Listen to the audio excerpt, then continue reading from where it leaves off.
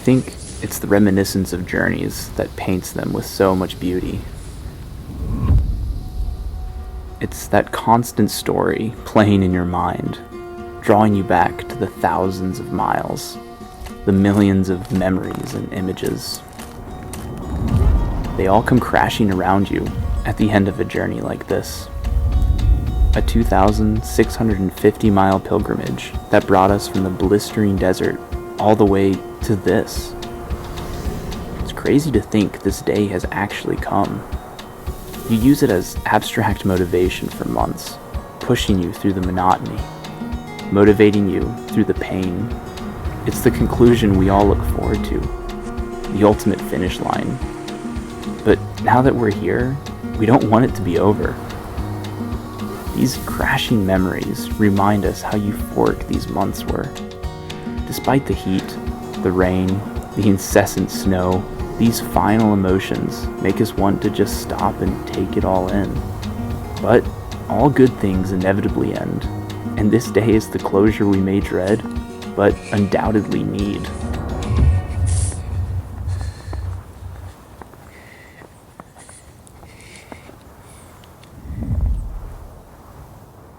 This story, like the trail, starts in Mexico. 3 years ago, I was on a climbing trip in Hidalgo, Mexico, where I ran into a guy named Andrew Eichenlaub, and we started exploring the wild area together. During our time in El Potrero Chico, I told Ike of my plans to hike the Pacific Crest Trail that coming May, running from this beautiful country we were experiencing all the way to Canada.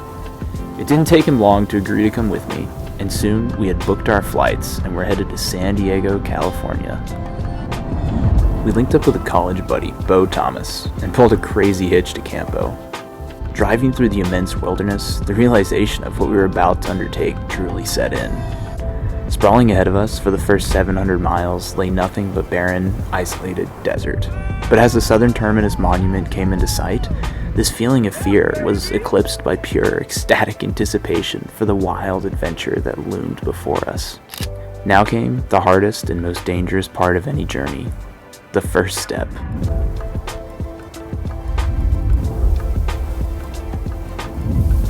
It's that crazy moment when an abstract dream becomes a tangible reality.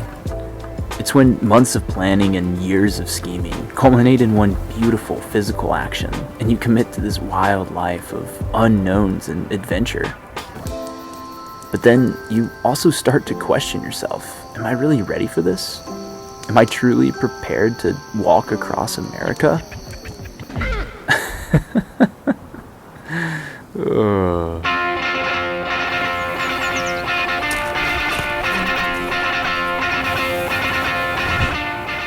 The first 700 miles of the PCT are just brutal desert. Mexico to a town called Kennedy Meadows. Arid, hot, not a lot of shade and water, but some of the most beautiful and stunning landscapes the country has to offer. Bo, Ike, and I left the Mexican border May 19th, packing everything we needed for 4 to 5 months of travel into one backpack each. Our lives were simplified to the essentials, just what we needed to get by.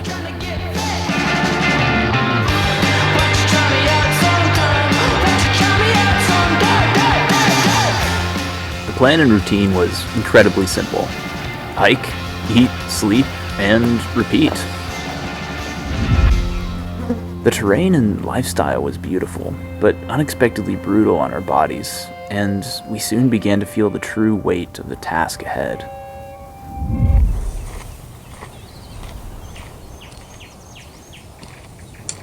Through hiking, completing a long-distance trail in one single, unadulterated push had been a dream and goal of mine since I was a kid. The opportunity to test yourself beyond what you thought you could accomplish physically and mentally, to force yourself to find your limits and surpass them. I wanted to say that I had tried it, that I had given it at least my best shot. See? We did 10 miles today. I'm embarrassingly sore for 10 miles. You wanna look at my toes? Pop the caps. But this ambition would be the end of us if we didn't watch our bodies. and a combination of injuries from the past, coupled with the demanding terrain, hit Bo like a hammer around 100 miles in. It hurts. It hurts? How much? A lot. Painful tendonitis, blisters on each toe, and a flaring IT band forced us to reassess how we were taking on the challenge. After about a week of 10-mile days, we began to up the mileage. But as the days rolled on, it became increasingly clear that Bo wasn't healing like we wanted. I said that I would write you. He pushed until he literally couldn't go any further, and then made the difficult decision to go ahead and take some time off trail and let his legs heal up. In a stroke of luck, we connected with a family off trail who had been following our journey on Facebook, and they offered to take us in for a few days and help Bo out with his injuries. Yeah. Nope, not happening. We pulled a quick hitch off trail, and soon found ourselves treated with some of the first trail magic of the trip. Oh, shoot.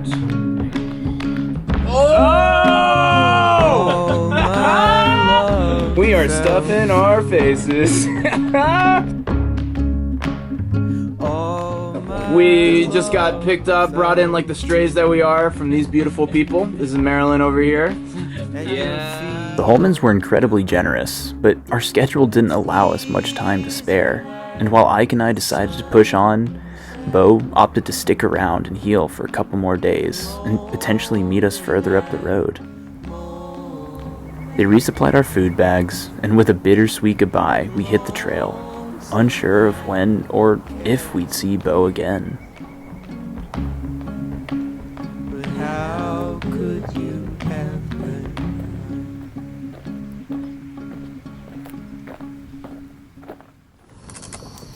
Like, what do we got going on over here? Hey man, we've got some Spanish rice. Ooh, snap. Chris also has some Spanish rice here. We are getting now, bougie. the special of the night, Mm-hmm. we took a tortilla, covered it Okay. with oil, sprinkled it with salt. We have a little, oven's not the right word, but we put some coals under a rock, and now we're heating up this tortilla to make chips. We Heck have chips yes. and Spanish rice for dinner. Mmm. The next stage of the desert put us through the ringer, with longer water hauls and heinous elevation gains. And saying goodbye to Bo took a toll on our mental game. But on trail, the highs are high and the lows low, and you gotta keep cranking. A shot of fear, you know, something strong. If you build a wall, I'll make sure that it falls. Oh, yeah. We'll set it off aglow, something beautiful. Would you give away your throne for love? Don't tell me it's real. You feel so cold in my arms. Can you tell me how we could be drifting apart? As with anything in life, the lows accentuate the highs, and the raw beauty of this lifestyle, coupled with the increasingly stunning terrain, filled us with awe. Constantly on the move, perpetually pushing our limits and conquering doubts, navigating from brutal but beautiful desert lowland to pine-speckled high mountain peaks, it was an addictive routine. But with this confidence came the dangerous desire to push the pace. We began hitting consistent 30 to 35 mile days in order to blast through the desert. We soon learned our next valuable lesson, humility, as both of us tramped our way into potentially trip-ending overuse injuries. Ike with burly blood blisters and me with flaring shin splints. We didn't want to, but we knew we had to stop and rest. Today, Let me tell you that. We downed like 7,000 feet of elevation, which is something stupid. Big toenails are about to fall off in the next few days. Mhm. And we get to the post office, Mm. and my sleeping bag isn't here. Nor is his socks. We don't know what's going on. And In-N-Out Burger is 2 miles from here. So now we're just bums in a post office, just in the fetal position, dude. weeping. The dreams are made up, my friend. That's This That's what dreams are made of. That's exactly Lots and lots of L's. Injured, low on food, and lacking the supplies we had planned on, we limped back to the trail, knowing we would have to take at least 1 0 day to heal. So, we are in a low. We're living under a bridge for a day. With no idea how long our bodies would take to heal, we hunkered down and prepared to wait it out with what supplies we had left. We passed a sleepless night with trains barreling down over us every hour, and the next day woke to our injuries still throbbing. We were getting pretty discouraged as we knew that every day we fell behind was one more day we had to make up in order to beat the snow in Washington. But then, something incredible happened. Well, Trail Angels have come in clutch again. We got Paula! Just when we were at our lowest, an incredible trail angel named Paula heard about our injuries and came and snatched us from under the bridge, taking us all the way to her beautiful house in Palm Springs. She put us up in our own rooms, stocked our fridge, resupplied our food bags with Mountain House meals, and said we could stay as long as we needed until our injuries had healed. This was just what the doctor had ordered.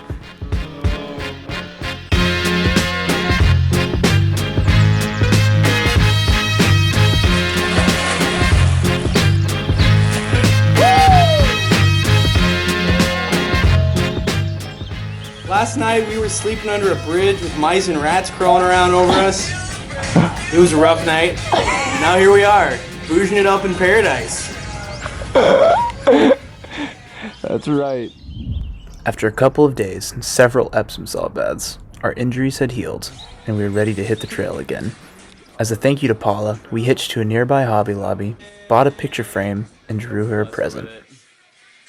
What do you got here, buddy? So we made Paula this wonderful collage of art. She drew Costa Rica, because that's where she wants to go. This is a quote that she likes to say in the big picture of the universe. Anyway, that's what we have for Paula as our thank you. All right, we're gonna go give it to her right now. Let's go. Good morning, Paula. We have a present for you. This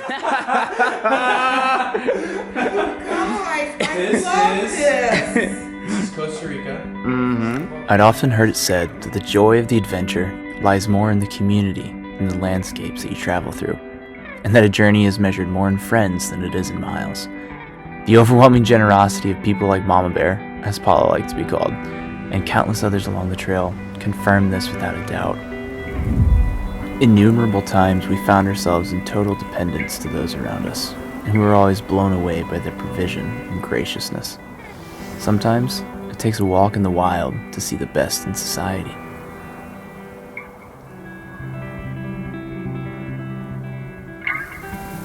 But it wasn't just the people off-trail that molded our sense of community. After weeks of traveling in isolation, we finally began to run into other hikers and form the basics of a wandering trail family.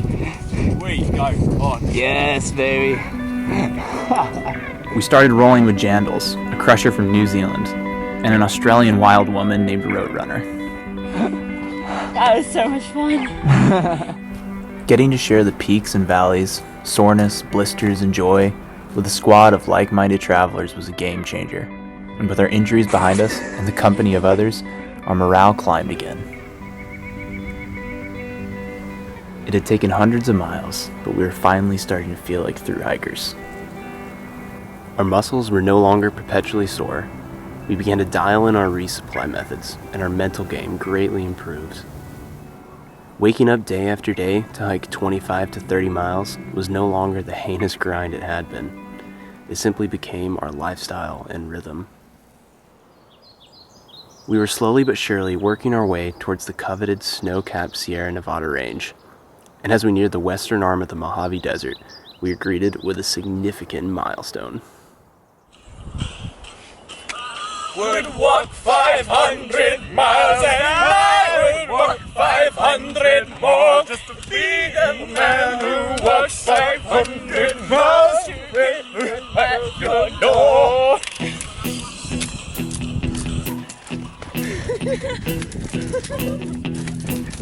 When I wake up, well I know I'm gonna be the man who wakes up next to you. When I go out, yeah, I know I'm gonna be the man who goes along with you. If I get drunk, well, I know I'm gonna be I'm gonna be the man who gets drunk next to you. And if I heaver, yeah, I know I'm gonna be the man who's heavering to you. But I would walk 500 miles and I would walk 500 more just to be the man who walked 1,000 miles to fall down at your door.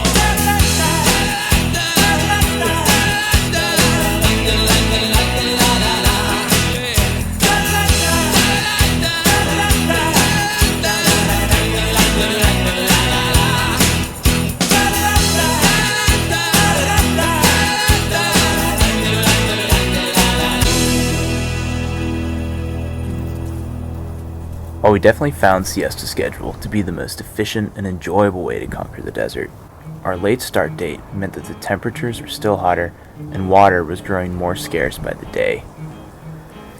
Many of the water caches most hikers relied on were dry, and it wasn't uncommon to tackle up to 40-mile stretches between water sources, and often when we reached them, they were unreliable at best. What's going on down there? This is where you go down to die.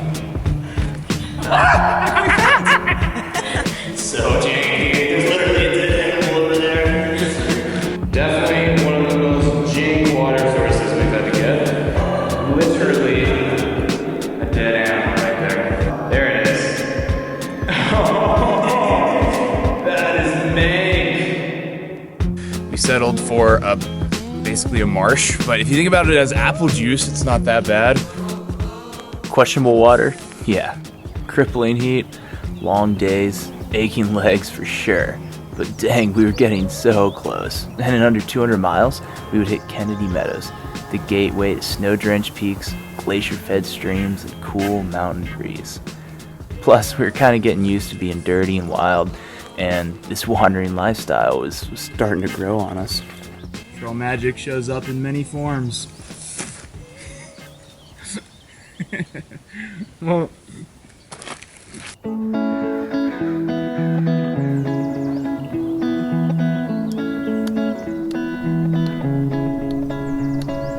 I was afraid of deep blue sea, but in shallow waters you wouldn't find me, no.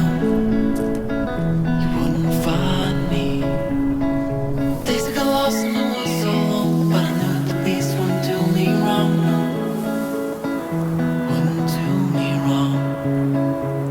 As a young boy I was wild at heart. At first my start made me feel alive.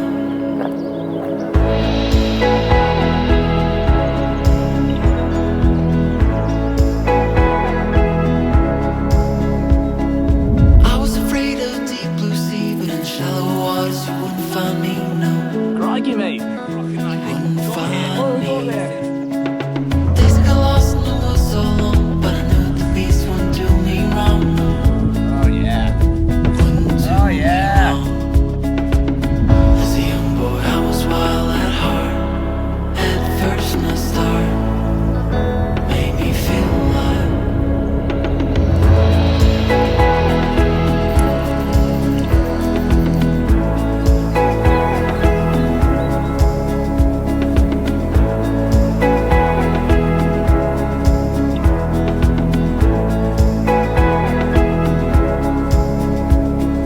Broken bones and a pale white cast, a shadow across what I thought could last. Oh, good stuff. what I thought could last.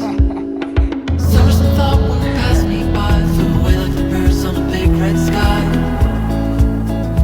On a big red sky.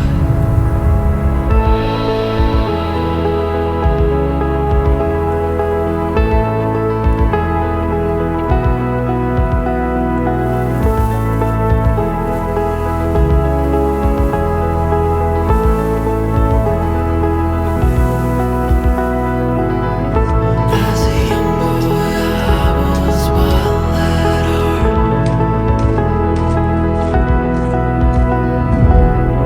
As a young boy I was wild at heart. I was wild at heart.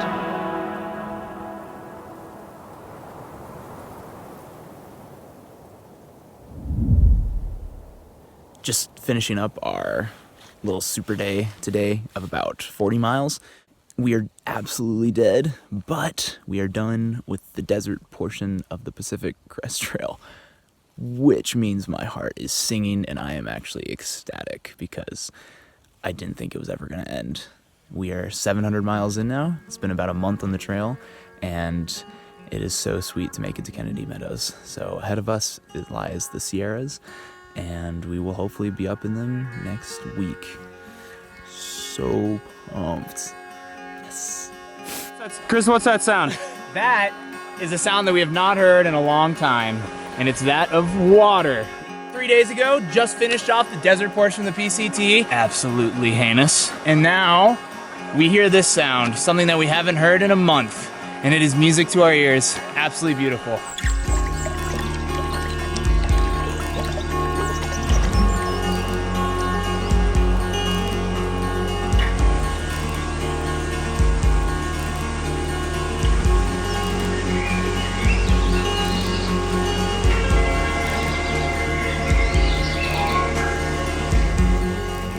Finally, we were staring up at it, the range of light, as John Muir called the Sierras, benevolent, solemn, fateful, pervaded with divine light. Every landscape glows like a countenance hallowed in eternal repose. Home to some of the nation's most treasured wilderness and landscapes, the limitless mountain streams rejuvenated us. Crisp air cooled us, and we walked in awe of the towering peaks around us. Our bodies and minds changed with the landscapes, and we adopted a renewed drive and purpose. But as is so often the case on trail, the peaks are followed closely by the valleys, and we were both about to go through a heavy low. This is one of the not so fun parts of the PCT. What do we got going on? We got some injuries going on. Oh, Got some old pinch lint. ooh. I gotcha. Yeah, so it's no good. Can't really walk. And What's the plan? Chris and I are splitting off here. He's gonna go climb Whitney tomorrow. Mm. I'm gonna dip off and head into town and meet up with him in a few days. But on the bright side, we are gonna try and have some gear shipped out here. Yes. So we can climb in Yosemite. It's gonna Whitney work out. will always be there, man. That's Whitney right. will always be there. That's exactly right. And this isn't the end. It's not the end. He's just waiting for a little Just bit. hiccup, man. Out of nowhere, shin splints had flared up just as we reached the first Sierra peaks, forcing Ike to slow down and eventually stop completely due to the pain. It was devastating, as we had so looked forward to the relief the Sierras would bring, and it felt completely unfair to be charging ahead without him. Jandals had unfortunately gotten injured just before Kennedy Meadows, Roadrunner had slowed down to hike with her mom who flew from Australia, and Bo had confirmed a while ago that his injuries were sending him back home. With a heavy heart, I pushed on alone to Whitney, with the plan to meet Ike in Yosemite, where we could only hope he would heal.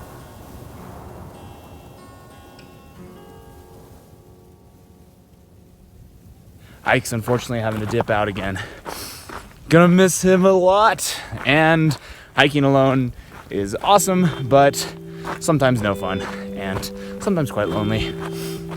But hey, that's what we signed up for. Sometimes you just gotta roll with what life throws at you.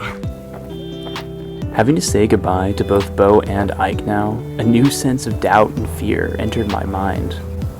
Anything could happen on trail, and I wondered how long it would be before I joined them.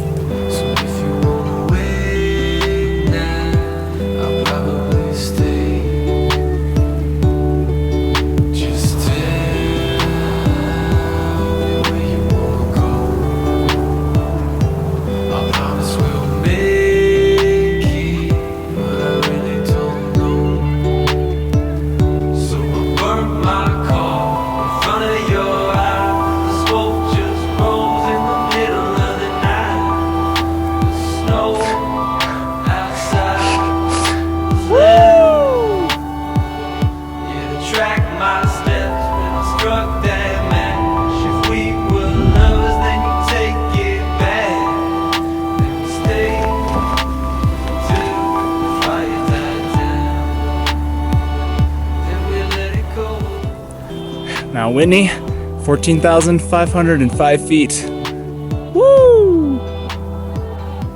Summiting the highest point along the Pacific Crest Trail and the lower 48 as the setting sun drenched its jagged peaks in deep orange and red was a euphoric experience, and the raw beauty forced me to lay aside the anxiety of the unknown for a moment and truly appreciate how far we had already come. Alright, Chris, what do we do today? Today we summited the highest point in the lower 48, Mount Whitney at 14,505 feet. I met up with the awesome Flat Earth, and he's an incredibly rad dude from the Netherlands. So beautiful day. Boom, mojo for the Nice fans. one. Had a great day. Was absolutely amazing. Absolutely amazing. Couldn't Nice. have picked a better partner to do it with, man. I totally agree. Coming off of Whitney, I regained a lot of motivation I had lost when Ike left the trail, and I pushed on with a renewed drive and wonder at the ridiculous scenes I found myself in. Soon, I ran into someone who would play a key role in my trip, though I didn't know it at the time, and Grizz and I started traveling together. He also had plans to dip out at Independence, and definitely wasn't against a spontaneous climbing trip. In just a couple of days, we would hit Kearsarge Pass, where we would exit the Sierras for our first resupply since Kennedy Meadows. We're hanging out. We're on top of Forester Pass. Heck We're yeah. making some Victory lasagna that we skirted off some JMTers. Oh, here we go. Victory lasagna time. Oh, it's already ready.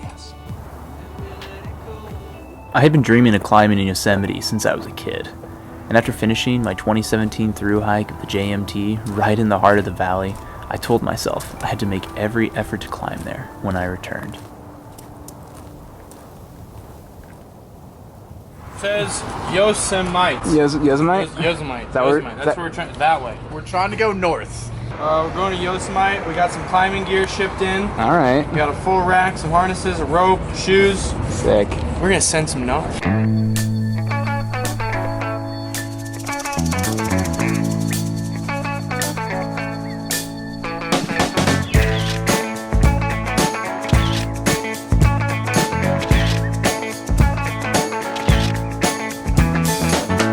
The birds are chirping, and the sun gonna shine. And I tell you one thing's been on my mind. This world we live in, well, it's yours and mine. Let's make it brighter while we got time. We are people that make it happen. You and me just reach out and grab it. And I don't know what you've been told, but it's our time, yeah, it's our world. We're all people that make it happen.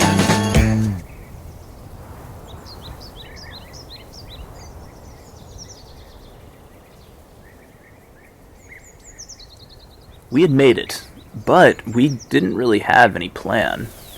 We just knew we wanted to stay there until at least the 4th of July, that we wanted to climb some dream routes and then get back on trail as soon as possible. But we had nowhere to stay. We didn't even know where to buy food, so we just kind of started dirtbagging it. Wandering around the boulders, like planning what we wanted to climb without much direction, sort of lurking in the background when we were with people or needed to restock on supplies, because we didn't have anything nice to wear except our hiking rags. We would scope out food that tourists wouldn't eat. To be honest, we were struck with how weird it was to be back in society again. You gotta hold on. We would sleep wherever we could, until we couldn't. It's like we got a warning. So we would climb up to ledges on routes to spend the nights high above the trees and well out of everybody's way. It took a little bit of adjusting, and we had no idea how long it would take Ike to heal. But we were surrounded by the world's most ridiculous granite walls, so we just waited and climbed everything we could get our hands on.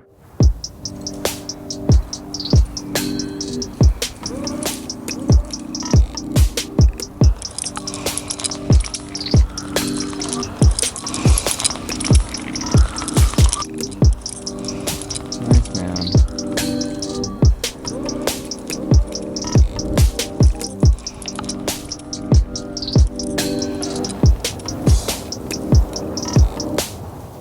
Here we are in the valley. We're psyched. Live the dream. Woo! Living the dream, baby.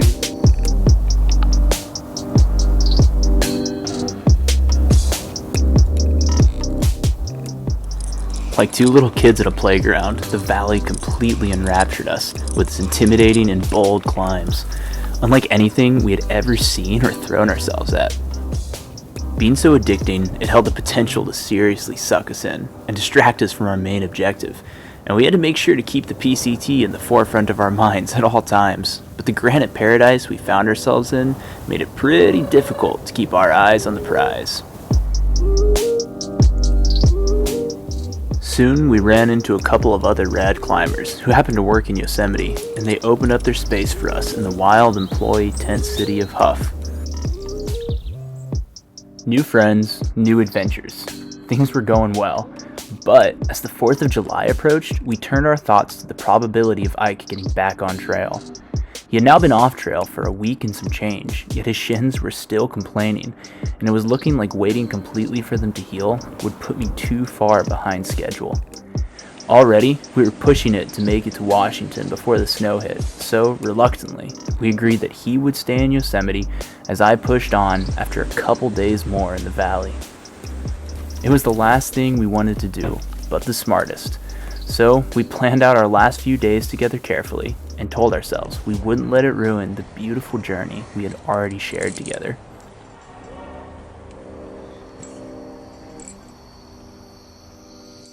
What are we about to do tomorrow? We're gonna climb a very large wall, not a big wall, technically. I don't know. Royal Arches, 15 pitches up. Okay. Sleeping up there, hopefully. And then we may continue up North Dome. Up the south face of North South Dome. face of North Dome. It's gonna be a very long day on very little food and water.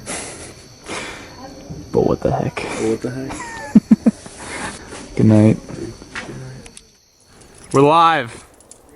Here at the base of Royal Arches. Possibly south face of North Dome. So we don't know what we're about to get ourselves into. The highest thing we've done is 23 pitches of sport together, and this is gonna be 23 pitches of trad. So, see how it goes.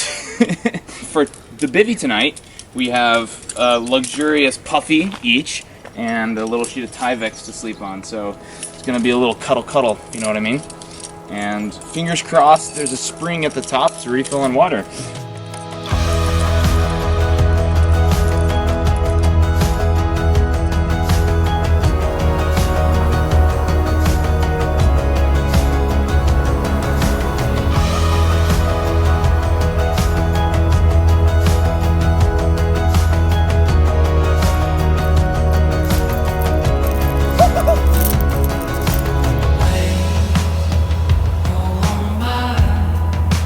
Graceful as we glide into the glittering light. Hear the gentle roar. Could we ever rest for more? Now it's time, a sweet decline.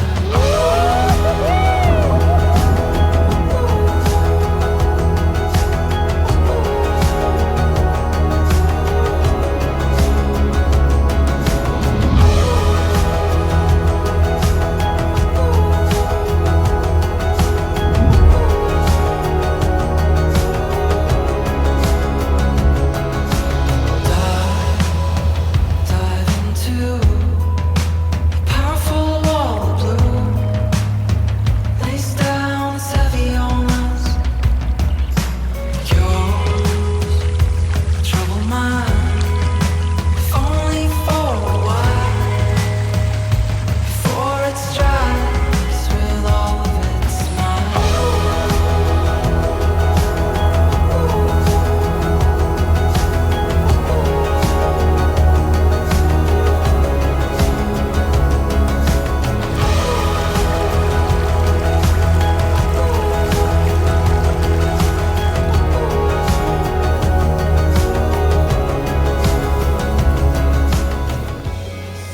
Once again, Ike was staying behind, and against every bone in his body. This time, it was for good.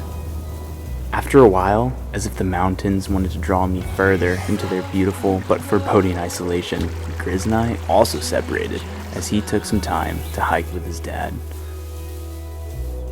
For over 215 miles, the Sierra portion of the PCT crosses 0 roads or towns and feels wild and untamed. As incredible as this seclusion is, it takes its toll, and soon the mental challenge of the journey truly began to set in as loneliness and silence tore at my stamina. But it's the fusion of the mental and the physical that makes the journey so incredible, and it almost felt right to finally be experiencing both.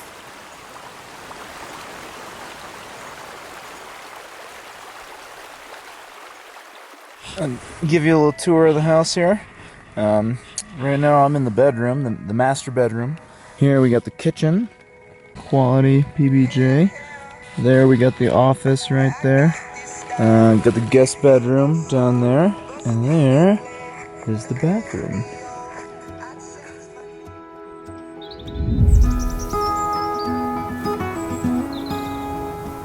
Charging back into the Sierras was an absolute joy for me, despite the loneliness, as I had the opportunity to relive the plethora of euphoric memories I had made during my 2017 thru hike of the John Muir Trail. It's known as one of the most beautiful 200-mile stretches on Earth, with its glacier-carved peaks, pristine alpine lakes, and scenic meadows and valleys. Its beautiful silence and seclusion screams unfathomable beauty at each turn.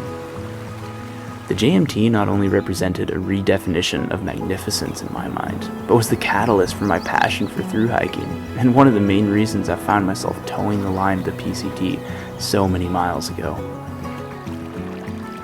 This time, getting to experience it completely alone, I found myself able to truly absorb the unique solitude and visual stimulation it offers, and it further transformed my approach to tackling long trails.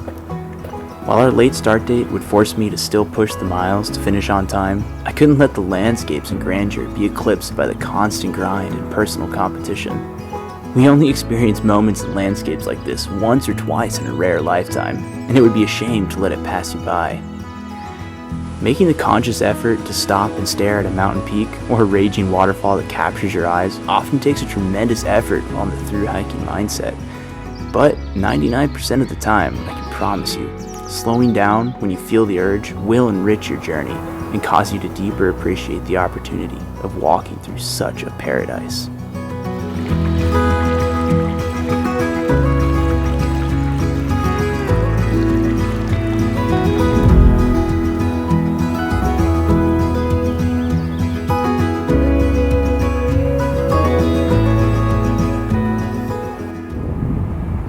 It's just extremely hard to describe or show how beautiful this scene is.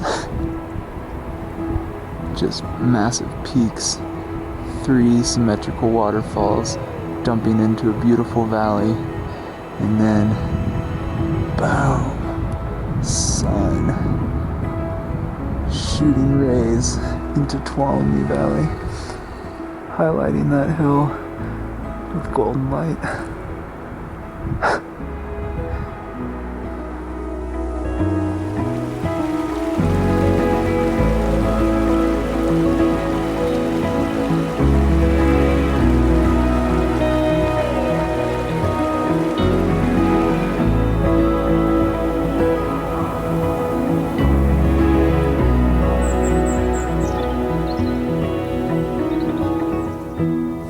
Standing here on top of Donahue Pass, the gateway out of the Sierras. It's pretty surreal to be done with this stage of the journey, and well, I'm excited to move on. I'm super sad to be done with these beautiful mountains. Going to be hitting 1,000 miles soon in just under 2 months since Mexico.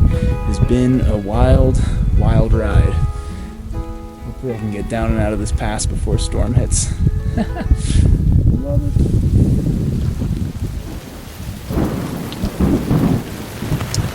I don't know what's wrong with me, but I freaking love this crap.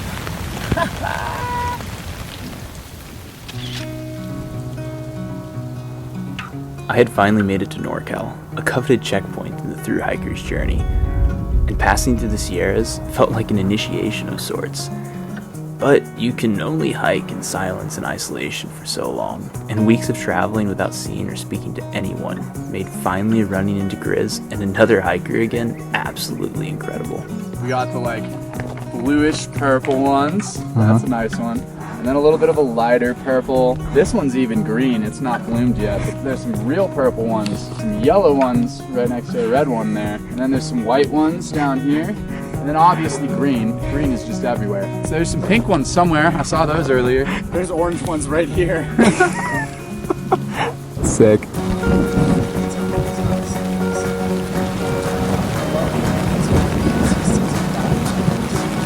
What's going on? I am doing story time while we sit in a lightning and hail and thunderstorm.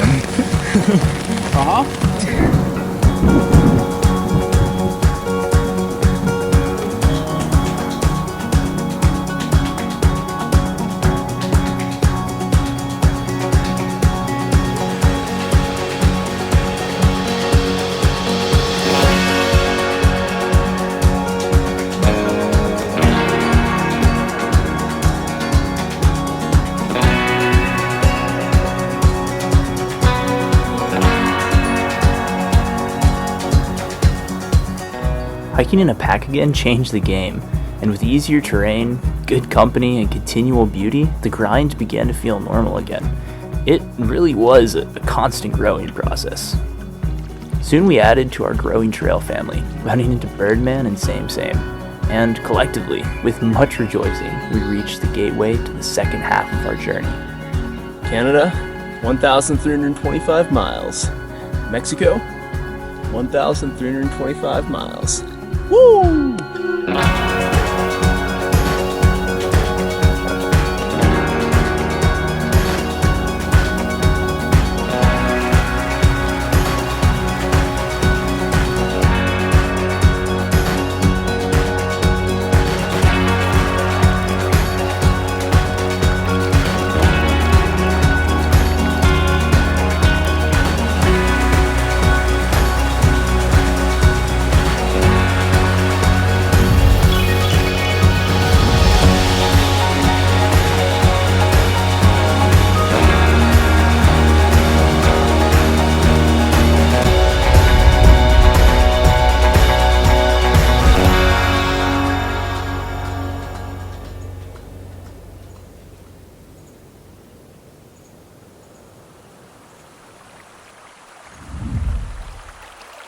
By this point, we probably should have expected it.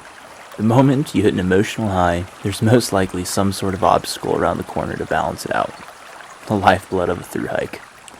This time, that challenge came in the form of large-scale wildfires. It was 2018 in California, so lots of fires and lots of choking smoke. So talk to me about the smoke. Well, it's been smoky since I can remember. It's been very smoky. I think it started somewhere in Yosemite. And then it was kind of clear for a little bit. And then it continued to be incredibly smoky for a very long time. And then today, this morning, it was very, very, very bad. Very smoky. But it was like a bad smoky. Like way worse than an Aspen.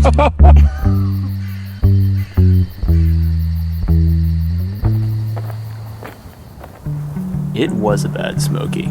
So bad that several of our friends up ahead had to evacuate because of respiratory issues, and a few behind us were cut off by fire closures that we narrowly missed. Others skipped NorCal and Oregon completely and hitchhiked all the way up to Washington, scared the fires would bar them from ever seeing Canada. There's a massive fire that's completely shrouding the valley in smoke, which is kind of sad, but it also makes it look super incredible. It quickly became unincredible, as soon our eyes stung uncontrollably, and the dense smoke tore at our lungs, making the uphill plods much harder, and compounding the mental game. On one occasion, a whole segment of trail closed behind us, immediately after we had entered it, from a fire that sprung up just miles away. It trapped us in from behind, and we had no choice but to push on with serious pace to the next town. Somehow, we managed to be just ahead or behind each closure and didn't have to skip any miles. But soon, the issue was heightened as we got devastating news from up ahead. Well, we've been going through just some crazy devastation, forest fires from the past, and we're also kind of cranking through a lot of smoke from current fires like the Carr Fire and some others up in Canada that we're hearing about. Right now, we just got word that the last section of the PCT is actually closed, including the monument there at the northern terminus, which is very sad news. And we're just really hoping that that reopens before we get up there, because that would just be so hard to go all this way and then not get to stand at that monument. Learning that the finish line of our journey was closed to the fires was devastating, but there was literally nothing we could do. And as the smoke finally, slowly began to clear, we charged ahead and prayed that the long months we had left would change the tides and we would get closure.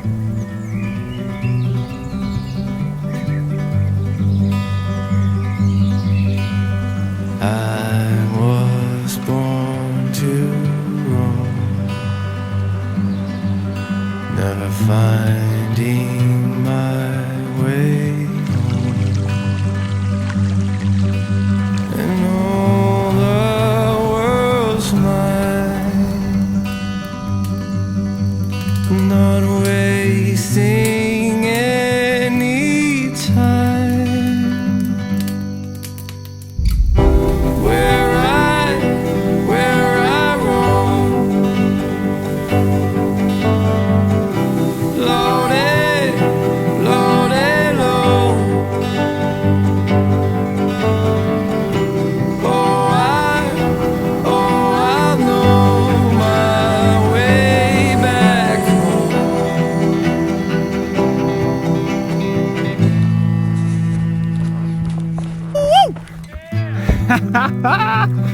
Woo!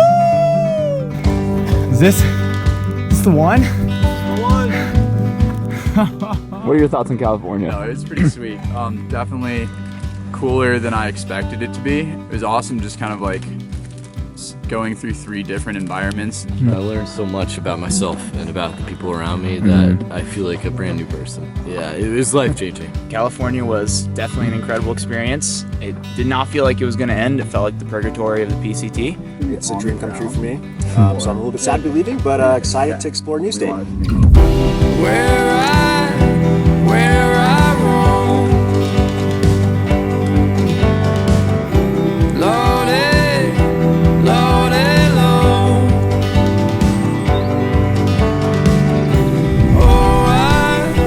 Oh, I know my way back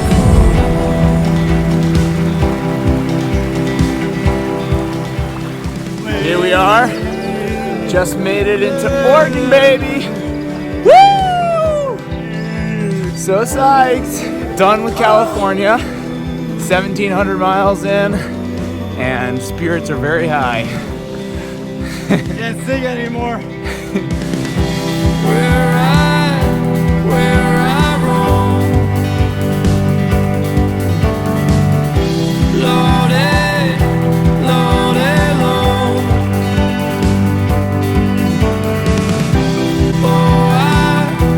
Oh, I know my way back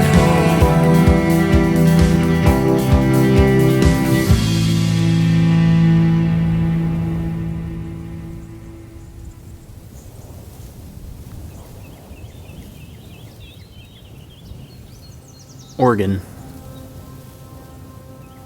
where snow-capped peaks emerge once again, beautiful weather abounds, and the terrain becomes more manageable. After what seemed like months of walking through a dense, white tunnel, the smoke finally began to lift as we entered this new environment, and though our spirits climbed, we soon had to embrace the inevitable. In order to be able to make it through Washington before the snow barred our entry into Canada, we needed to crank through the state as fast as we could, so we decided to try something we'd heard of repeatedly in PCT folklore, the Oregon Challenge. Grizz, why are we doing the Oregon Challenge?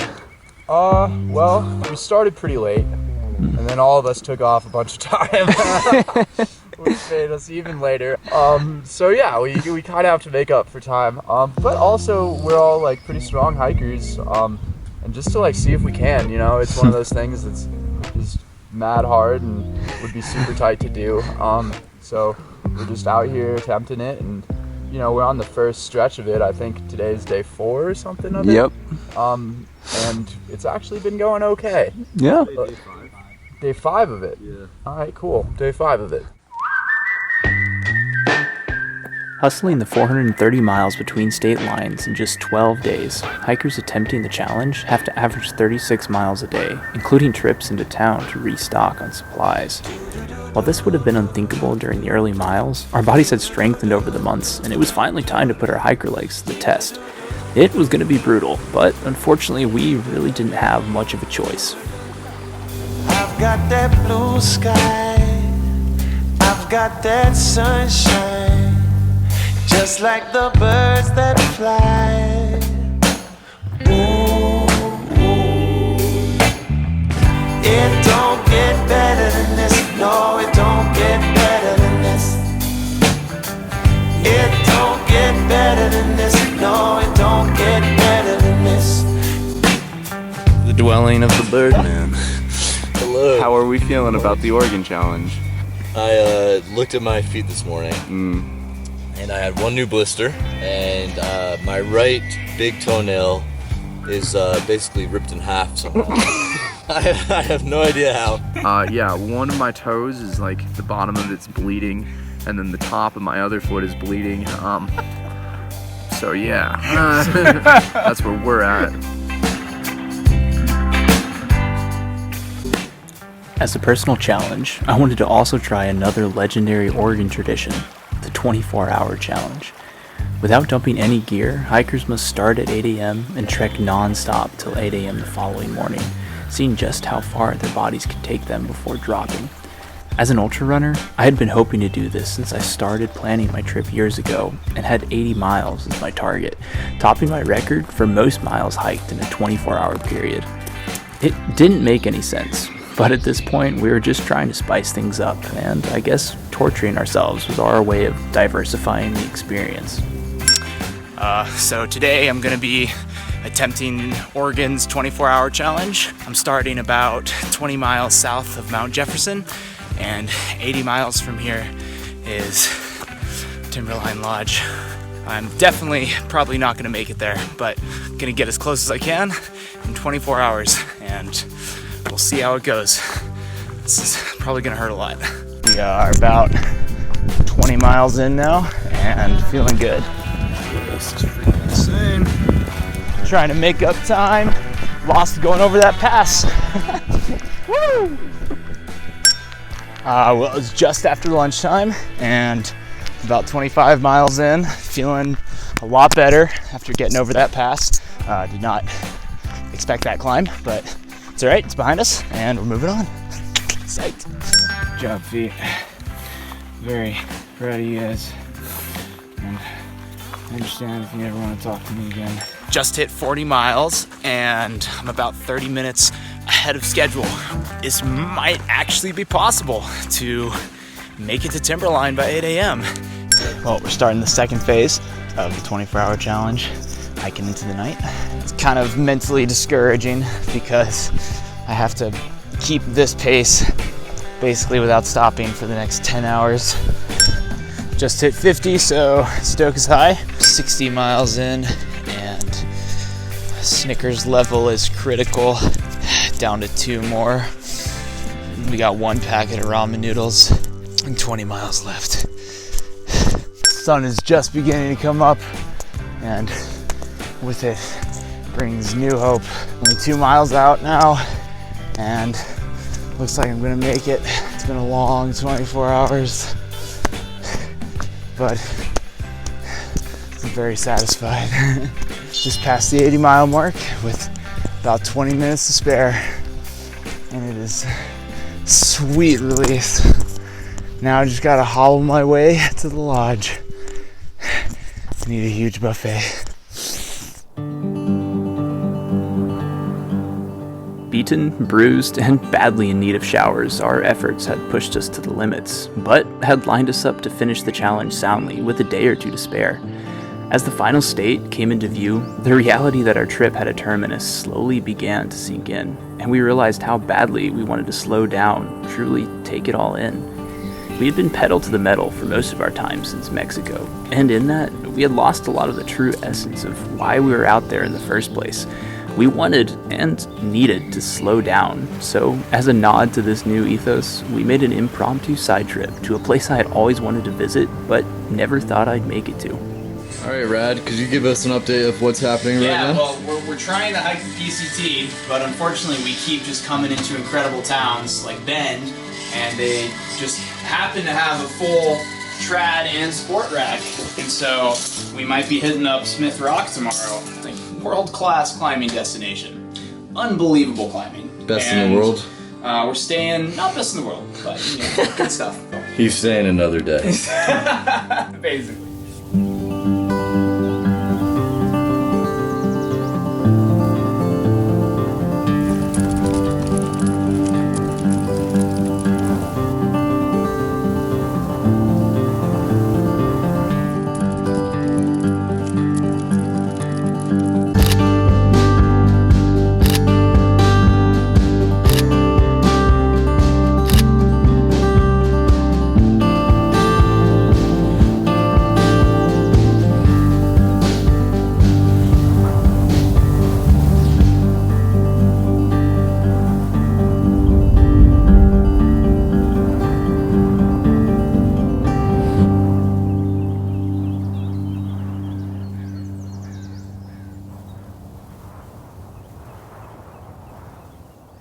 Where are we right now, B-Man? At the... what's this place called? The Cascade Locks Cascade Ale Locks Ale House. And we are done with the state of Oregon. The whole shaboodle.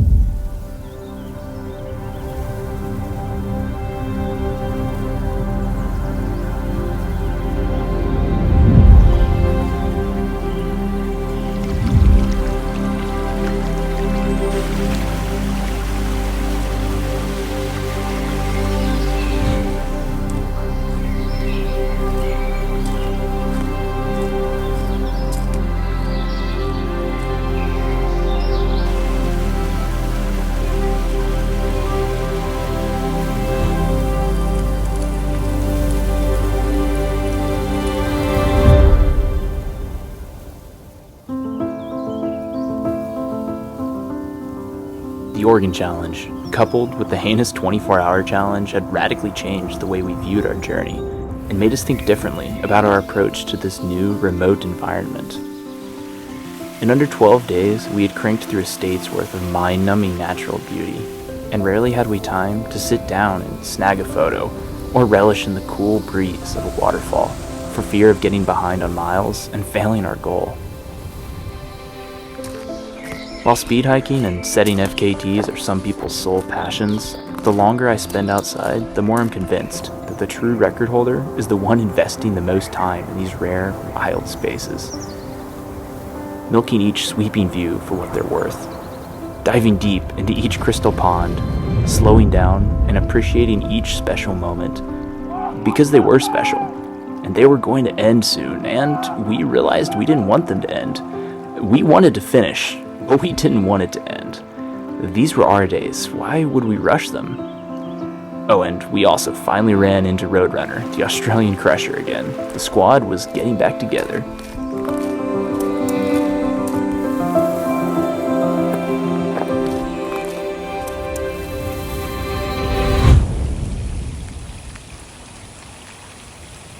And then there was this.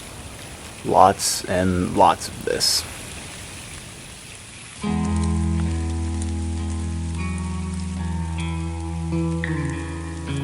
The PNW's lush beauty comes at the cost of cold, incessant rain. So we did slow down, but really out of necessity. Just days into the state, the elements reminded us that we were still very much in the wild, and that we couldn't let the anticipation of the final stage eclipse our respect for the jagged, formidable landscapes we were battling through. Washington is indescribably beautiful, but is a force to be reckoned with. and we would soon get a swift reminder that winter was on the horizon if we didn't walk with a purpose.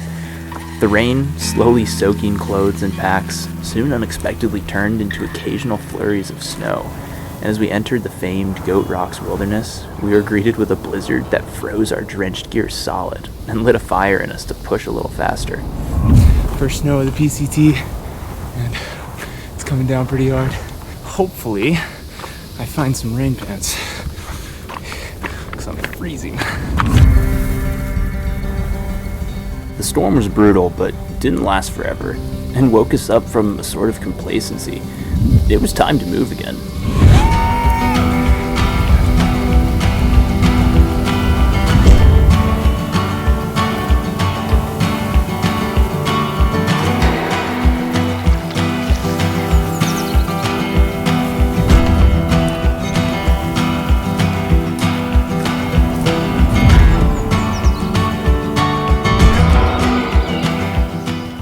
As the weather cleared and the sun returned, we were truly able to take in the majesty of the landscapes around us. And though we knew we had to keep pushing, we were stunned by the sheer magnitude of the Northern Cascades. Alternating between rich Pacific temperate rainforest with its moss-blanketed rocks and vibrant bouncing streams, to high alpine passes soaring above the clouds, sometimes several times each day, we pressed forward with a renewed sense of wonder. The diversity and contrast was unlike anything we had ever experienced, and though the terrain was shockingly difficult, we passed through it like kids in a playground, enraptured by the sweeping views each separate pass or ridgeline offered. Plus, we got an additional emotional boost in the form of news from up the trail. The Northern Terminus Monument had reopened from the fire closures, and hikers were once again allowed to enter into Canada via the PCT. Now all we had to do was win the race with winter and get there before the snow shut it down again.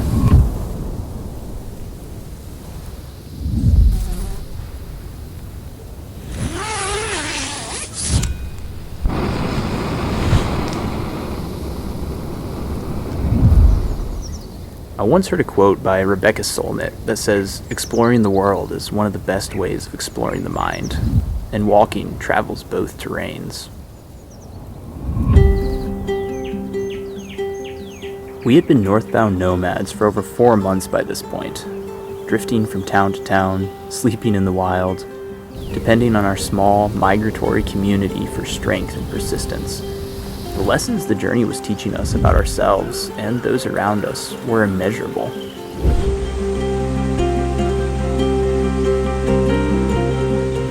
In the adversity and grind, we were taught endurance. In the long, cold days, we were taught patience. In the monotony and weariness, we were taught fortitude. And above it all, we were shown our limits, and that often we could surpass them. When all is stripped away from you and you live life in the rawest sense, armed with only your perseverance, you realize what you're made of. It's like a long, dirty classroom of life, with the most genuine of hiker trash as your classmates, and the world as your teacher. There's no structure. You decide if you want to do it, and you decide if you want to quit. Nothing is stopping you, and you don't really even know why you're doing it.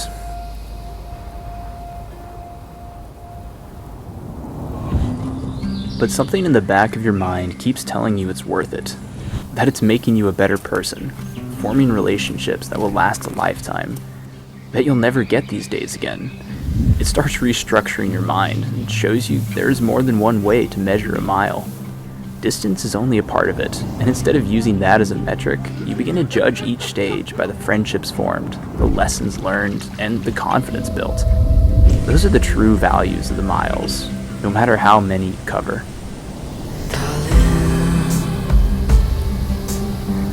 I'll tell you all of my secrets. You left so I can repeat them.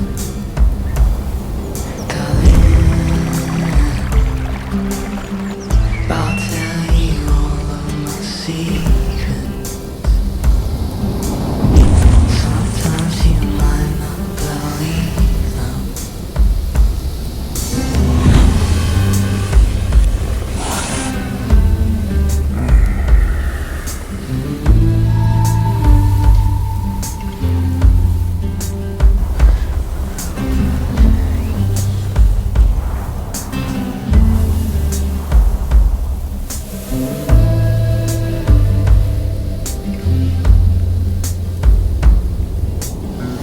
The weather has turned a little for the worse.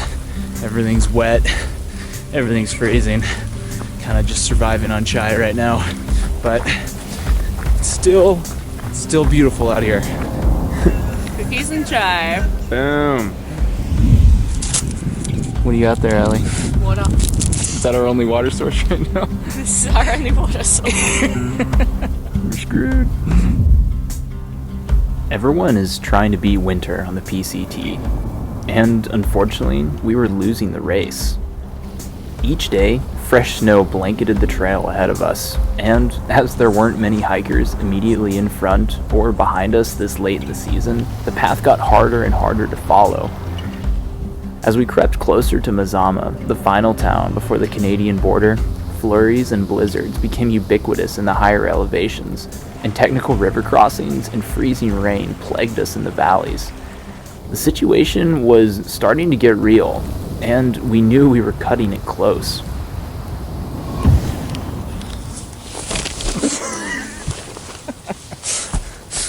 Yeah, that about shows how life's going right now. It's been snowing like crazy for the past few days. It's been pretty rough. I am very excited to be getting to the end, but this is a struggle. Not gonna lie.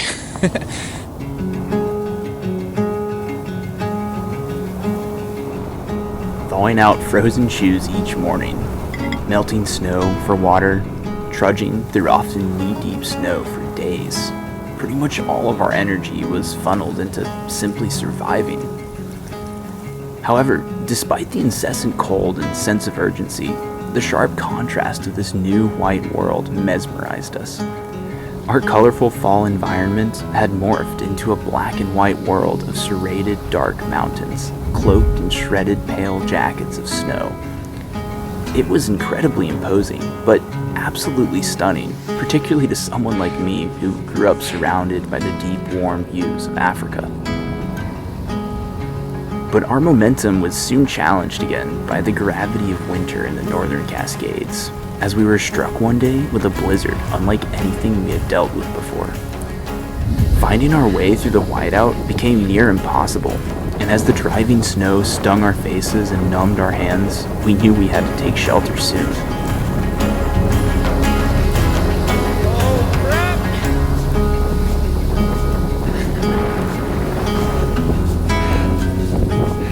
Near the point of hypothermia, we pitched a hasty camp at the top of the pass and waited out the storm, huddled together in one of our bigger tents. We passed a sleepless night, shivering together for hours, and woke to numb limbs and one of our friend's hands hurt by serious frostbite. We treated her as best we could with what we had and charged on. We were only days away from Canada, but these final miles felt like the hardest battle of the trip. It seemed like we were running on mere fumes of energy and barely even talked with each other as we pushed slowly forward. We could practically taste the northern terminus though, and nothing was going to stop us at this point. Well, it snowed again last night, but we're only 40 miles from the border, so I feel like nothing can stop us. But it definitely feels like PCT's given us one last test before the end. Everything's drenched and just very cold. If it wasn't this close to the end, it'd make it a lot harder. But we're doing well. We're very excited. The end of this journey is long anticipated, and so hopefully by tomorrow afternoon we'll be standing in Canada. It's surreal, and it seems crazy to think that just 4 months ago we were walking through the desert heat of Southern California, and then up into the Sierras, then through forests of NorCal and Oregon, and now to here. It's crazy looking back. I guess that's what makes it so beautiful. It was beautiful, but I couldn't figure out which emotion I felt the most. The storm and bitter cold of the past couple of weeks had taken it out of us, but pushing through it gave us a deeper appreciation for the landscapes around us and new respect for the trail. I wanted to finish, but I didn't just as much. I guess you picture the finish line of a journey as this ultimate accomplishment, the satisfying culmination to months of endless battling and endurance. I guess you picture it as a celebration, but I only felt emptiness now that I drew so close to the end. The thought of Canada had served as this abstract goal for months, motivating us through the hard days, pushing us to accomplish more than we ever dreamed. Yet now that I had actually made it, I didn't want to reach it. Now, all it represented was the abrupt ending to a dream, like turning over the final page to your favorite novel and suddenly realizing it's all over. But though the book was almost done, it had left a timeless mark on all of us that would live on long past Canada. The memories were forever solidified in our minds, and that's what mattered. We're on the final mile of the Pacific Crest Trail. Final mile of a 2,650-mile journey across America, through California, Oregon, and Washington. Some of the most beautiful and stunning terrain this world has to offer. And it's about to all end here with one step across the Canadian border.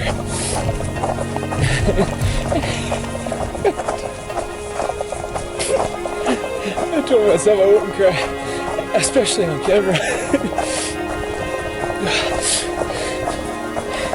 It's been a dream of mine for so long.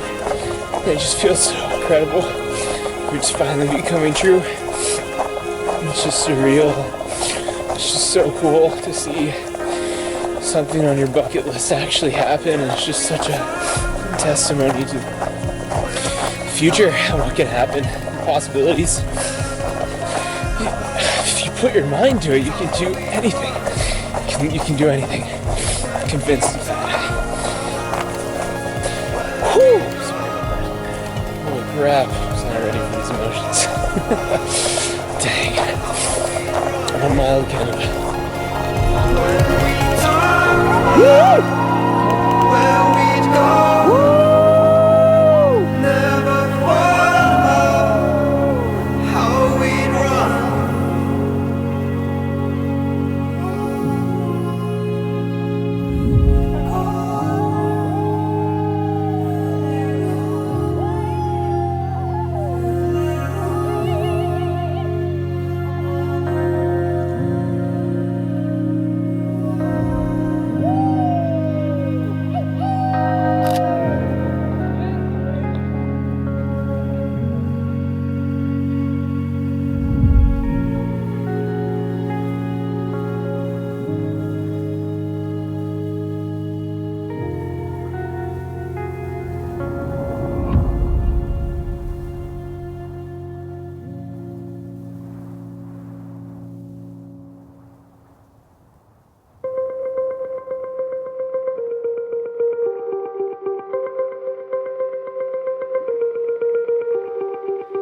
I wish this winter would hurry. These days are getting blurry, and I don't know where I am. I'm dreaming of the springtime, oh, but in the meantime, I'm weathering the storm. We're okay, so why do I still feel this way? We're okay, so why do I still feel this way?